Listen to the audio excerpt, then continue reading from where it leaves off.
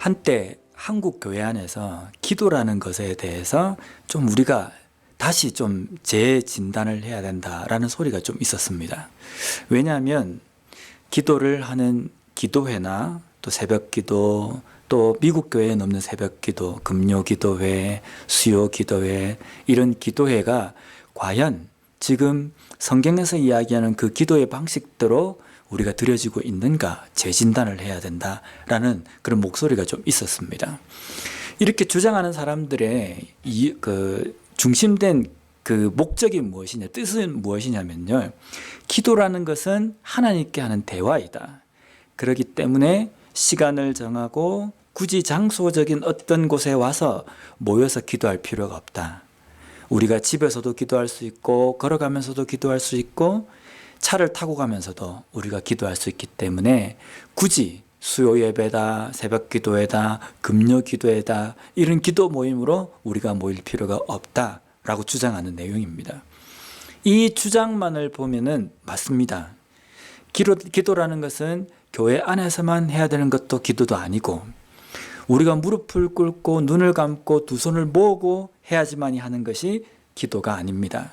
우리는 언제든지 사도 바울의 말처럼 항상 기도하라, 그렇게 이야기하는 것처럼 우리가 쉬지 않고 우리가 기도하는 그러한 삶이 있어야 되는 겁니다. 그래서 이런 주장을 하는 사람들의 주장 때문에 한국 교회에 점점점 어떤 일이 일어나냐면 새벽 기도의 자리가 비어지기 시작하고 수요 기도회, 금요 기도회, 이런 것들이 점점점 출석하는 인원이 줄어듭니다. 출석하는 인원이 줄어들기 때문에 문제가 심각하다는 그 이야기는 아닙니다. 그들이 굳이 교회에 나와서 기도하지 않지만 일상생활에서 기도하면 되거든요. 근데 문제는 그 기도의 자리에도 나오지도 않고 또한 일상에서도 기도를 하지 않는다는 게 문제라는 겁니다. 그래서 현대 그리스도인들에게 당신은 기도에 대해서 어떻게 생각하고 어떤 기도 생활을 합니까? 라고 묻는다고 한다면 대답할 사람이 없을 겁니다. 물론 표면적으로는 저는 항상 기도합니다 라고 이야기하지만 그렇지 않다는 겁니다. 또 반대로 그렇다고 해서 그러기 때문에 새벽 기도라도 나와야지, 수요 기도라도 나와야지, 금요 기도회라도 나와야지, 이렇게 주장하는 것도 문제입니다. 왜냐하면 이 형식으로 만들어 놓은 이 기도에 참석한다고 해서 제대로 된 기도를 드리는 것은 아니거든요. 우리의 기도는 일상에서 이루어져야 합니다. 그리고 교회에서 시간이나 어떤 순서나 그것을 만들어 놓고 모이는 그 기도는 일상에서 드려지는 기도의 연장선상이 되어야 되는 겁니다. 일상에서 제대로 된 기도, 그 기도의 삶이 이어지는 것, 이것이 중요하다는 겁니다. 그래서 우리가 어떻게 기도를 하든 하나님 앞에 내가 진정한 마음으로 하나님과 대화를 나누며 내 뜻을 하나님 앞에 아뢰고 하나님의 뜻에 대해서 묻는 그 영적인 대화가 우리의 삶 속에서는 한순간도 끊어져서는 안 된다는 겁니다. 그러면 형식적인 이 기도는 어떻게 우리가 보아야 하는가? 우리가 순서를 정하고 장소에서 함께 모여서 기도하는 이 정해진 기도의 시간도 절대로 중요하지 않는 것이 아닙니다. 중요합니다. 왜냐하면 우리가 잘 알고 있는 예수님께서 겟세마네 동산에서 기도하시는 그 기도의 장면이 나옵니다. 예수님은 기도하실 필요도 없으신 분입니다. 하나님의 뜻을 다 알고 계신 분이기 때문에 굳이 기도하실 필요도 없지만 겟세마네 동산에서 땀방울이 핏방울이 될 정도로 하나님 앞에 아버지께 기도합니다. 하나님의 뜻이 어디에 있습니까? 라고 묻습니다. 물론 겟세마네 동산에서 기도하지 않으셔도 되는데 예수님께서는 겟세마네 동산에서 기도하실 때 평소의 습관처럼 그곳에 나아가셔서 아버지께 기도했다라는 것을 우리가 읽을 수 있습니다. 예수님께서 이것을 보여주신 것은 우리의 삶에서도 예수님처럼 우리의 습관적으로 우리가 매일매일 일정한 시간을 하나님 앞에 드리는 그 시간도 우리에게는 소홀히 하지 않아야 된다는 것을 우리에게 말씀하고 있다는 겁니다. 오늘 본문 말씀에도 보면 사도 바울이 에베소 교회를 위해서 기도합니다. 그 기도하는 데에 15절 말씀에 보면 이름을 주신 아버지 앞에 무릎을 꿇고 비노니. 사도 바울도 그냥 걸어가면서 밥 먹으면서 일상을 하면서 에베소 교회의 이름 문제를 하나님께서 좀 들어주십시오라고 에베소 교회를 위해서 기도할 수 있습니다. 하지만 지금 사도 바울은 내가 무릎을 꿇고 빈다, 기도한다, 간절하게 하나님 앞에 기도한다 라고 이야기합니다. 여기에서 이렇게 이야기한 것은 에베소 교회를 위해서 간절한 마음으로 지금 내가 하나님 앞에 매어달리면서 기도한다라는 것을 이야기합니다. 우리의 삶에서도 하나님 앞에 기도할 때는 간절하게 애타는 마음으로 기도하는 것이 필요합니다. 사도 바울이 간절하게 기도하는 하나님, 그 하나님에 대해서 오늘 사도 바울은 이렇게 고백합니다. 이름을 주신 아버지 앞에. 이 이름을 주셨다라는 이 표현이 나오는데요. 성경에서 이름을 주셨다라는, 이름을 준다라는 것은 이름을 지어준다라는 의미를 이야기합니다. 이름을 지어준다는 것은 왕이 밑에 있는 신하들에게, 왕이 백성들에게 이름을 지어줍니다. 그리고 과거에 아브라함 때에 있었던 그 족장 시대 때는 아버지가 자녀들에게 이름을 지어줍니다. 이것은 어떤 의미냐면요, 내가 이 사람이 위의 권위에 있다라는 그 뜻입니다. 내가 이름을 지어줌으로 인하여서 그 사람의 존재 의미가 부여되어진다라는 겁니다. 족장 시대 때는 하나님의 신적 권위를 족장들에게 주시고 왕정 시대 때는 왕에게 주셨습니다. 그래서 이름을 주신 자라는 이 뜻은 세상 천지 만물을 지으시고 그 만물에 의미를 부여하신 분이라는 뜻입니다. 그래서 그 이름을 주신 하나님께 내가 무릎을 꿇고 기도한다라는 겁니다. 근데 그 이름을 주신 하나님이 누구에게 이름을 주셨냐면 14절 말씀에 보면 내가 하늘과 땅에 있는 각 족속에게, 여기 보면 하늘과 땅에 있는 족속. 하늘에 어떤 족속이 삽니까? 하늘에 붕 떠 있는 민족은 없습니다. 그죠? 근데 하늘에 있는 족속이라는 이 의미는 천사를 이야기합니다. 천사의 세계나 땅에 있는 족속, 우리 인간을 이야기하는 겁니다. 천사나 또 땅에 있는 모든 사람들을 만드신 하나님이라는 뜻입니다. 그러니까 이 천지 만물을 있게 만드시고 그 존재의 의미를 부여하신 하나님이라는 이 뜻입니다. 여기 보면 각 족속이라고 이야기하는데 이 족속은 민족이라는 의미보다는 원어적인 의미에서는 이 족속은 가족이라는 의미입니다. 여기서 우리가 중요한 것을 하나 우리가 붙들 수 있는데요. 지금 사도 바울이 하나님은 이 천지 만물을 만드셨다. 그리고 이 땅에 있는 모든 사람들을 만드셨다. 이들을 가족으로 이름하고 있습니다. 이 뜻은 지금 에베소 교회 안에 있는 복음을 믿어서 그리스도인으로서 모여있는 당신들과 그리고 에베소 교회 밖에 있는 하나님을 알지 못하는 복음을 믿지 않는 비그리스도인, 그 사람들도 하나님께서 만드셨다는 겁니다. 솔직히 좀 인정하기 싫지만 우리가 사회적으로 너무 무리를 일으키는 여러 사람들, 또 세상적으로 악한 그러한 세력의 중심에 있는 사람들, 그 사람들은 하늘에서 그냥 뚝 하고 떨어진 것이 아니라 그 사람들도 하나님께서 만드셨다는 겁니다. 이 사람들은 어떻게 해서 하나님께서 저렇게 만드셨을까? 하나님의 실패작이 아니라 하나님께서 만드신 하나님의 존귀한 자입니다. 그런데 이 세상 가운데 악 가운데에서 났기 때문에 죄악의 그 모습들을 쓰고 있는 겁니다. 그러니까 이 사도 바울이 에베소 교회에 이야기할 때에 그 하나님은 당신들만 만든 것이 아니라 이 교회 밖에 있는 사람들, 복음을 아직 듣지 못해서 영적으로 죽어가는 모든 사람들도 하나님께서 만드시고 그들에게 의미를 부여하셨다라는 것을 지금 강조하고 이야기하고 있는 겁니다. 그 하나님께 내가 기도를 하는데 그 기도의 내용은 이렇습니다. 16절 말씀입니다. 그의 영광의 풍성함을 따라 그의 성령으로 말미암아 너희 속사람을 능력으로 강건하게 하시오며. 첫 번째는 하나님 에베소 교회 성도들이 강건해질 수 있도록 하나님 도와주십시오 라는 겁니다. 강건하다는 것은요, 육체적으로 막 열심히 해서 근육이 막 나 있고 몸이 튼실하고 이런 강건함의 의미가 아니라 속사람이 강건해져야 된다라는 겁니다. 우리가 속사람이 강건해진다는 것은 어떤 겁니까? 속사람이 강건해진다는 것은 어떠한 상황과 어떠한 문제들 앞에서 믿음이 흔들리지 않고 오직 우리의 시야를 하나님께만 맞추어서 여러 가지 세상 가운데 일어나는 그 문제들 앞에 흔들리지 않고 중심을 잡아서 가는 것, 그것을 이야기합니다. 그러면 이 속사람이 강건해지는 것은 어떻게 하면 우리가 강건해질 수 있습니까? 내가 각오를 팍 해가지고 이를 악물고 내가 지금부터 내가 이렇게 해봐야지 라고 해서 우리의 속사람이 강건해지는 것은 아닙니다. 때때로 회심을 하고 아주 범죄자였다가 복음을 받고 회심을 해서 이제 그리스도인이 된 사람들을 보면 어떻게 해서 저렇게 사람이 변화가 됐을까라고 생각을 합니다.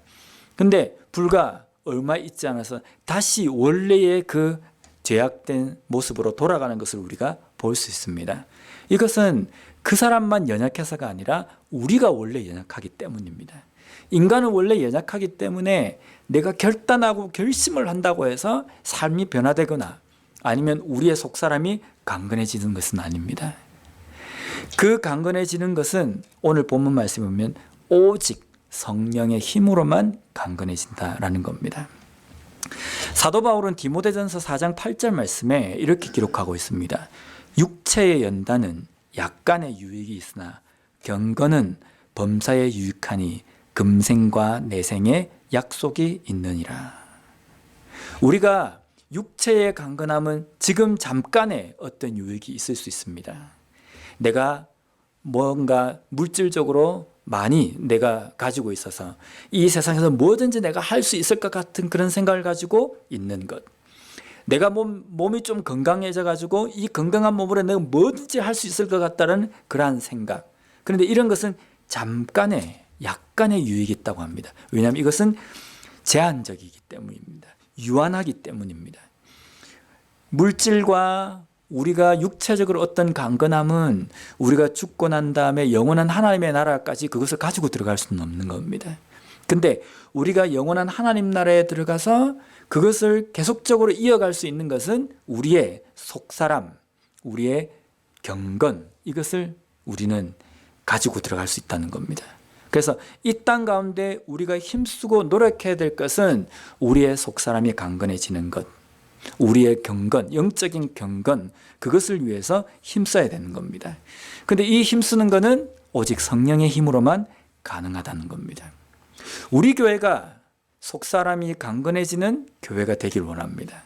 속사람으로 강건해지는 교회라는 것은 교회의 외형적인 것들, 또 어떤 물질적인 부분들, 재정적인 부분들, 또 우리 교회가 하고 있는 여러 가지 사역, 이런 것이 아니라 우리 교회 구성하고 있는 모든 성도님들이 한 사람 한 사람이 성령의 힘으로 의하여서 속사람이 강건해지는 삶을 사는 것입니다.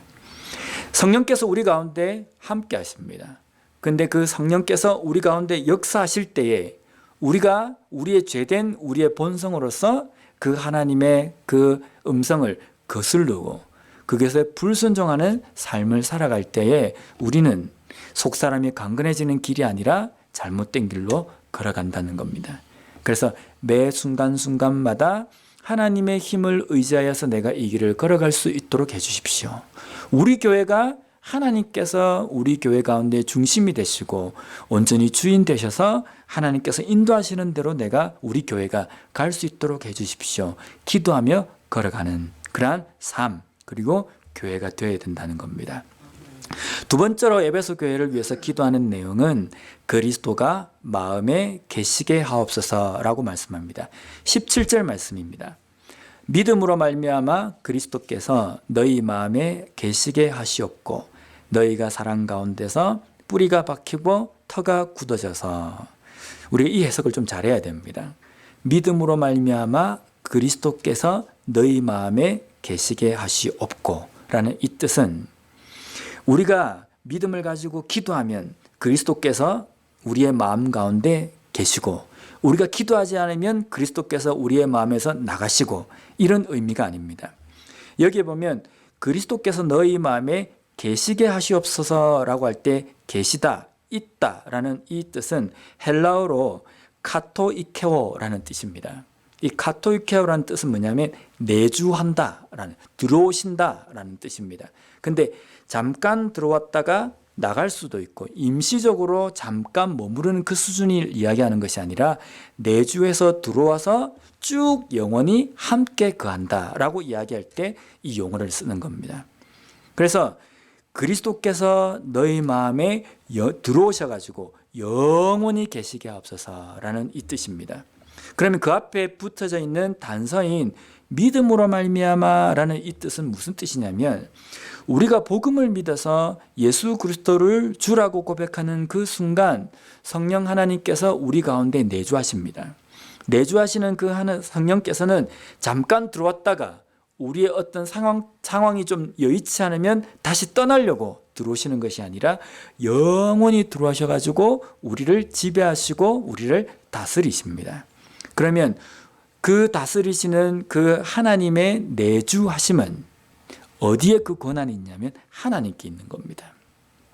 하나님께서 우리 가운데 내주하여 주십시오 라고 이렇게 기도한다고 해서 하나님께서 오시고, 우리가 나가십시오 라고 한다고 해서 나가시는 것이 아니라 하나님의 독자적인 그 권한 아래서, 그 강권하심 아래 하나님께서는 들어오시는 겁니다. 들어오셔서 내주하십니다. 내주하실 때에는 우리의 어떤 형편과 상황들은 전혀 고려의 대상이 아닌 겁니다. 그러면 사도 바울이 이야기하는 이 내용은 무엇이냐면요, 성령께서 우리 가운데 내주하시고 우리와 함께 계십니다. 그런데 계시는 그 성령을 우리가 어떻게 보고 느낄 수 있느냐? 믿음입니다. 우리의 믿음과 우리가 하나님과 끊임없는 영적인 대화를 통해서 우리가 교제를 나눌 때 내 속에 함께 계시는 성령의 영원한 내주하심을 우리가 느끼면서 살아간다는 겁니다. 이 느끼며 살아가는 이 삶이 중요한 겁니다. 이걸 우리가 느끼지 못하면요, 때때로 우리의 삶에서 어떤 문제가 있을 때에는 하나님께서 안 계신 것 같아요. 어떤 때는 내가 막 좋아질 때는요, 하나님께서 내게 이렇게 많이 있는 것 같고, 어떤 때는 하나님이 쭉 하고 줄어들어가지고 요만큼 계신 것 같고, 그렇지 않거든요. 우리 속에 하나님께서 계십니다. 그리고 우리를 다스리십니다. 그런데 그 다스림에 우리가 굴복하지 않는 삶을 살아갈 때에는 우리가 세상적인 여러 가지 상황 때문에 왼쪽으로 오른쪽으로 왔다 갔다 흔들린다는 겁니다. 하나님께서 우리를 전적으로 지배하실 수 있지만 이 땅은 불완전한 세상입니다. 불완전한 세상이기 때문에 완성된 하나님의 다스림을 마지막으로 만드시는 때는 언제이냐면 우리가 영원한 천국에 입성하는 그때입니다. 그것을 우리가 신학적인 용어로 성화의 단계라고 이야기합니다. 지금 우리는 그 성화의 단계를 위해서 점점점 만들어져 가는 관계입니다. 그래서 사도 바울은 우리에게 두렵고 떨리는 마음으로 너희들의 그 구원을 이루어가라 라는 이 뜻은, 구원이 완성이 안 됐기 때문에 너희들이 노력해서 이루어간다는 것이 아니라 이미 만들어 놓은 그 구원의 완성된 그 모습을 향해서 우리는 끊임없이 내 속에 내주하시는 하나님의 음성에 귀를 기울이며 그가 다스리시는 그 다스림에 온전히 굴복하며 살아가는 삶을 살라는 명령입니다. 그러면 우리가 우리 속에 계신 성령의 내주하심을 확인하고 느낄 수 있는 방법이 있습니다. 그것은 17절 이후에 나오는 말씀입니다. 사랑 가운데서 뿌리가 박히고 사랑을 알고 사랑의 깊이와 높이와 넓이가 어떠한지를 알게 되는 것, 이것을 이야기합니다. 결국은 사랑입니다. 그리스도께서 우리 가운데 내주하시는 그 어떠한 우리의 삶에 확인할 수 있는 나타나는 어떤 징조, 이런 것이 뭐냐면 사랑의 사람이 된다는 겁니다. 사랑의 사람이 된다는 것은 내가 좀 사랑해야지 라고 해서 사랑을 하는 것이 아니라 예수 그리스도가 포도나무고 우리는 줄기인데 가지인데 그 가지가 포도나무에 젖만 딱 붙이지면 가지가 내가 포도나무를 맺어야 된다 이렇게 생각하지 않아도 그 나무에 포도나무에 젖만 붙여져 있으면 포도 열매를 맺게 되는 겁니다. 그러니까 우리가 예수 그리스도의 사랑에 뿌리만 받고 있으면 저절로 우리가 사랑을 맺게 되는 겁니다. 그런데 우리의 삶에서는 이 사랑이라는 것이 맺어지지 않고 나타나지 않는 그러한 삶을 살아간다고 한다면 우리가 다시 한번 우리의 신앙을 점검해야 합니다. 그리스도의 사랑에 온전히 뿌리를 받고 그 사랑이 어떠한 사랑인지를 온전히 깨닫는 삶은 사랑의 사람이 된다라는 겁니다. 사랑의 사람이 된다는 것은요, 이 세상에는 용서하지 못할 사람도 없고 품을 수 없는 잘못도 없어지는 겁니다. 제가 이런 이야기를 들었습니다. 회개함이 없는 곳에는 용서도 없다. 그래서 저 사람이 회개하지 않기 때문에 용서할 수 없다. 맞는 말 같지 않습니까? 그런데 하나님께는 그렇습니다. 하나님께 회개하지 않으면 하나님께서 용서하지 않으십니다. 그런데 그것은 하나님께서 회개하지 않는 자는 용서함이 없다라고 말씀할 수 있지, 우리에게 하나님께서 명령하신 것은요, 그 어떠한 사람도 용서하고 품으라고 이야기하신 겁니다. 그런데 그것을 우리에게 적용해서 저 사람이 회개하지 않으니까 내가 저 사람을 용서할 수 없다, 이렇게 이야기하는 것은 잘못된다는 겁니다.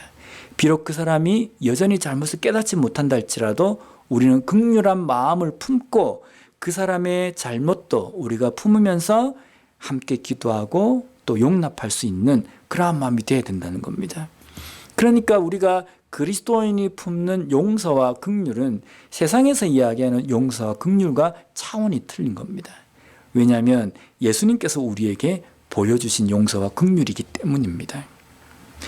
마지막으로 사도 바울이 에베소 교회를 위해서 기도하는 것은 이런 모든 능력에 풍성하신 하나님께서 교회 안에 그의 풍성함이 풍성하게 거하기를 기도합니다. 하나님에 대해서 하나님의 성품에 대해서 우리가 표현할 때 사랑이 풍성하신, 긍휼이 풍성하신 이런 이야기를 하지 않습니까? 풍성하다는 것이 양이 있어서 A급, B급, C급으로 이렇게 양이 정해지는 것이 아니라 풍성하신 분이라는 뜻은 완벽하다는 겁니다. 사랑에 풍성하신 하나님이라는 것은 사랑에 완벽하시고 완전하신 분이라는 뜻입니다. 하나님의 그 완전하심이 우리 교회 안에, 그리고 교회 안에 있는 그리스도인 성도들 각 한 사람 한 사람에게 그 풍성함이 온전히 가해져서 하나님께서 가지고 계신 그 하나님의 성품을 온전히 닮아가는 그러한 교회와 성도가 되게 하여 주십시오라는 그 기도입니다. 우리가 온전한 교회가 되기 위해서는 오늘 사도 바울이 에베소 교회를 위해서 기도하는 이 내용처럼 우리의 삶 가운데 반드시 거해야 된다는 겁니다. 우리가 온전히 하나님 앞에 온전한 사랑을 깨달아서 그 사랑으로서 그 어떤 누구도 품고 용서할 수 있는 그러한 긍휼을 가지고 준비되어진 교회가 될 때에 하나님께서는 우리 교회에 한 영혼 한 영혼을 허락해 주실 겁니다. 그 영혼을 허락해 주실 때에 우리 또한 그 사람이 어떠한 모습과 어떠한 삶을 살았다 할지라도 우리가 예수 그리스도의 사랑으로 그들을 품고 나아갈 수 있다는 겁니다. 오늘 사도 바울이 에베소 교회를 위해서 기도하는 이 내용처럼 우리 교회가 우리 각자 한 사람 한 사람이 속사람이 강건하여지고 예수 그리스도의 뿌리를 박음으로 말미암아 온전한 사랑의 사람, 사랑의 교회로서 세워질 수 있는 그러한 은혜가 있기를 원합니다. 기도하겠습니다.